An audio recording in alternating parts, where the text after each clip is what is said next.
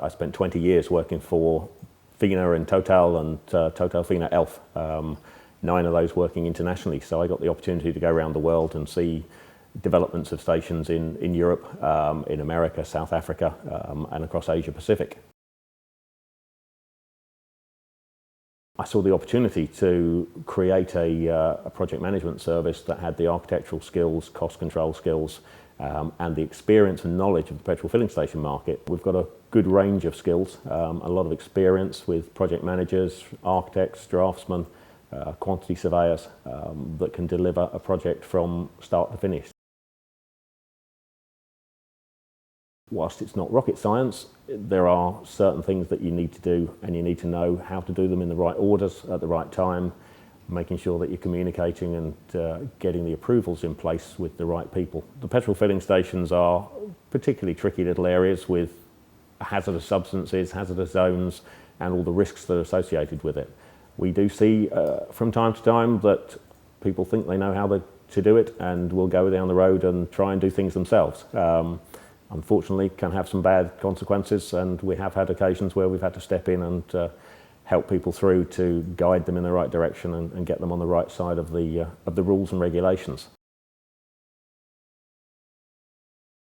Applegreen recently announced that they got planning consent for the redevelopment of a trunk road service area, which is going to be their biggest development in the UK so far, excluding Northern Ireland.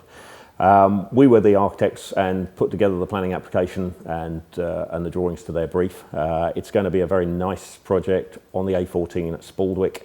It's a large, innovative design, existing filling station, which was built by Esso back in the late 80s.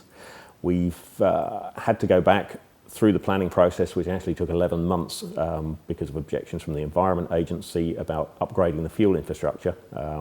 They wanted betterment of the site, so we had to work with the planners and Applegreen to accommodate that within the process. The planning consent finally came through, and they're looking now to get the detailed design finalised and hoping to be on site, I believe, early next year.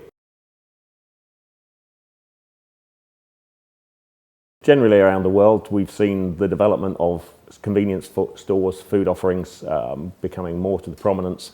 I started in the industry back in the UK in late 1980s, and at that time there was 20,000 stores, 20,000 sites retailing petrol.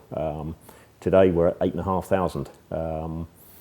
My view is that actually we've possibly gone below the critical mass. A lot more cars on the road now, but what we are seeing is people that are investing in their sites and spending money are getting some very good returns, particularly as they're creating them as more of a destination rather than a traditional petrol filling station. I remember starting when I was a young engineer going around the sites needing some lunch, and I have to be honest, I wasn't going to buy a sandwich at a petrol station. I'd go and find the local supermarket and get a better one.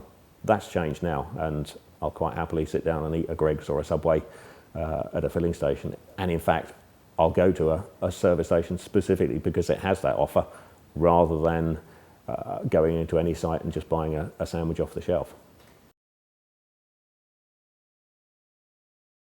I took a couple of my guys over to Ireland recently just to do a tour around of their sites over there, because they have some very interesting concepts regarding food and offers.